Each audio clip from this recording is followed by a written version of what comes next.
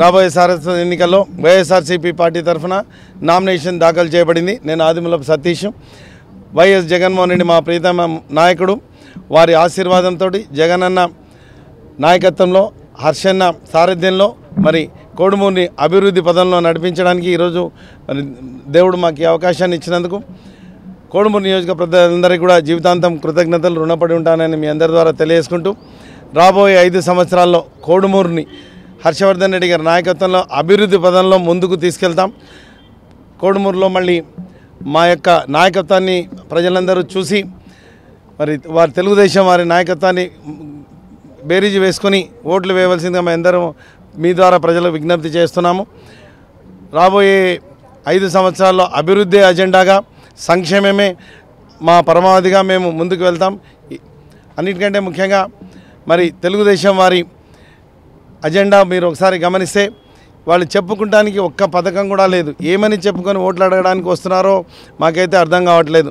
మా జగనన్న ఈ 57 నెలల్లో చేసినటువంటి పాలనలో ప్రతి ఇంట్లో మేలు జరిగింటేనే మాకు ఓటు వేయమని చెప్పిన దమ్మున్న నాయకుడు. మరి చంద్రబాబు నాయుడు ఏమి చెప్పడి ఓట్లు అడుగుతున్నారో మాకైతే తెలియదు. మరి బూటకపు హామీలు ఇస్తున్నారు. ఇంతవరకు ఒక మేనిఫెస్టో తయారు చేసుకున్నారు. మళ్ళీ ఆ మేనిఫెస్టో పొత్తుల భాగంలో క్యాన్సిల్ అయిపోయింది అన్నారు. అభ్యర్థి కూడా క్యాన్సిల్ అవుతారేమో తెలియదు. కానీ మరి ఏమి చెప్పి వాళ్ళు ఓట్లు అడగడానికి ప్రజల ముందుకు వస్తున్నారు అనేది ప్రజలందరూ చూస్తూ ఉన్నారు.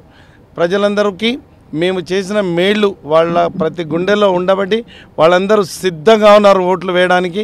మేము సిద్ధం, మేమంతా సిద్ధం. జగనన్ననే మా నమ్మకం, మా భవిష్యత్తు జగనన్ననే. నేను వ్యక్తిగతంగా వైద్యుడిని. ప్రతి గడపకు కోడుమూరు నియోజకవర్గంలో ఉన్న ప్రతి గడపకు డాక్టర్గా ఉండాలని కోరుకున్నాను. ఎవరికి వైద్య అవసరాలు అవసరమైనా నాకు ఫోన్ చేసి నా నంబర్ 9440638263 నంబర్ ఇచ్చే దమ్మున నాయకుడిగా మేమున్నాం.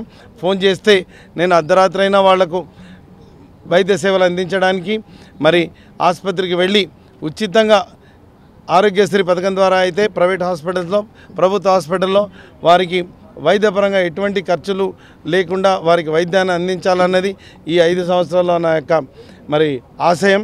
అన్నిటికంటే ముఖ్యంగా విద్యా సంస్థల నిర్వహణలో నాకున్న అనుభవం ద్వారా ప్రతి విద్యార్థి 8వ తరగతి నుంచి మరి డిగ్రీ చదువుతున్నటువంటి విద్యార్థులకు నేను మార్గనిర్దేశకుడిగా ఉండదలుచుకున్నాను. వారు ఏ పాఠశాలలో ఎక్కడ చదువుతున్నా నేను ఆ పాఠశాలకు వెళ్ళి వారి తల్లిదండ్రుల బాధ్యత నిర్వహించాలని నా ఆశయం. మరి రాబోయే 5 సంవత్సరాల్లో కోడుమూరు విద్యార్థి దేశంలో ఉన్నటువంటి అత్యుత్తమైనటువంటి అంటే premier institutes of India, IITs అయితేనేమి, మెడికల్ కాలేజెస్ అయితేనేమి, ఎక్కడో చోట మన జెండా ఎగరవేయడానికి, మన విద్యార్థుల జెండా ఎగరడానికి మేము ఆశయం లక్ష్యాన్ని ఏర్పరచుకున్నాం. శాశ్వత ప్రాతిపదికన నీటి ఎద్దడిని రాబోయే సమ్మర్ లోపల వీటినన్నింటినీ మరి సాధించడానికి మేము ప్రణాళికలు రచించుకున్నాం. కోడుమూరు నియోజకవర్గంలో చాలా గ్రామాల్లో నీటి ఎద్దడి, ఎందుకంటే జనాభా పెరగడము మరి ఉన్నటువంటి వనరులు తగ్గిపోవడం వల్ల వారికి ఉన్నటువంటి సమస్యలను మేము ఎప్పుడూ స్పందిస్తాం. మేము కొట్లాటలు, కక్షలు, కారుణ్యాలు, ఫ్యాక్షన్లు చేయడానికి లేదు. మా నాయకత్వం చూడండి, వారి నాయకత్వం చూడండి. మేము శాంతి కామకులం, కోట్ల కుటుంబం. ఏ రోజైనా కర్నూలు నియోజకవర్గంలో, కర్నూలు పార్లమెంట్ నియోజకవర్గంలో శాంతి కామకులం. అభివృద్ధి మా లక్ష్యం, జగనన్నే మా నమ్మకం. నమస్తే. ఈరోజు అశేష జనవాహిని మధ్యన మన సతీష్ అన్న గారు, జగన్మోహన్ రెడ్డి గారి నాయకత్వంలో సతీష్ అన్న గారు ఈరోజు నామినేషన్ చేయడం జరిగింది. తప్పకుండా మేము ఈ ఎలక్షన్లో మంచి మెజార్టీతో గెలవబోతున్నాము. ఎందుకంటే గడిచిన 5 సంవత్సరాలుగా జగన్మోహన్ రెడ్డి గారు చేసినటువంటి పాలన ఏదైతే ఉందో, అభివృద్ధి మరియు సంక్షేమం, ఈ పాలనని మేము ముందుకు తీసుకెళ్ళి ప్రజల్లో ఆల్రెడీ జగన్మోహన్ రెడ్డి గారు ఆయన ప్రజల గుండెల్లో ఉన్నారు. మేము మరొకసారి దాన్ని తట్టి లేపి మంచి మెజార్టీతో మేము గెలవాలని ప్రణాళికలు చేస్తున్నాము.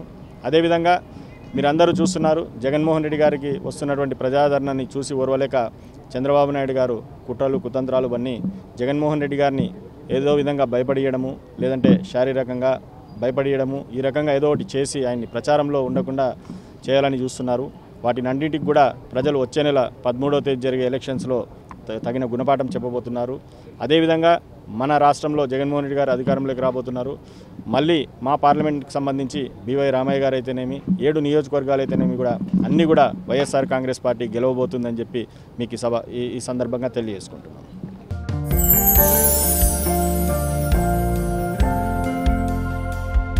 లవ్ ఈ అందమైన 4 అక్షరాల బారిన పడని మనిషి ఉండరు, మనసు ఉండదు. ఈ లవ్ కొంతమంది జీవితానికి సరిపడా మధురమైన అనుభూతులను అందిస్తే, మరికొంతమందికి జీవితాంతం వెంటాడే చేదు జ్ఞాపకాలను మిగిల్చుతోంది. లైలా మజ్ను, పార్వతీ దేవదాస్ ఈ 2 కథల్లో మజ్ను లైలా ప్రేమ కోసం ఎంత పరితపించాడో విన్నాం. దేవదాస్ పార్వతి ప్రేమ కోసం ఎంత పిచ్చోడయ్యాడో చూసాం. కానీ లైలా మజ్ను ప్రేమ కోసం ఎంత ఆరాటపడిందో మనం ఆలోచించలేదు. దేవదాసు దూరమయ్యాక పార్వతి పరిస్థితి ఏంటో మనం అర్థం చేసుకోలేదు. ప్రేమ నుండి పెళ్లి వరకు వెళ్ళలేకపోయినా ఎంతో మంది అమ్మాయిల బ్రేకప్ స్టోరీస్తో మీ లవ్ టుడే.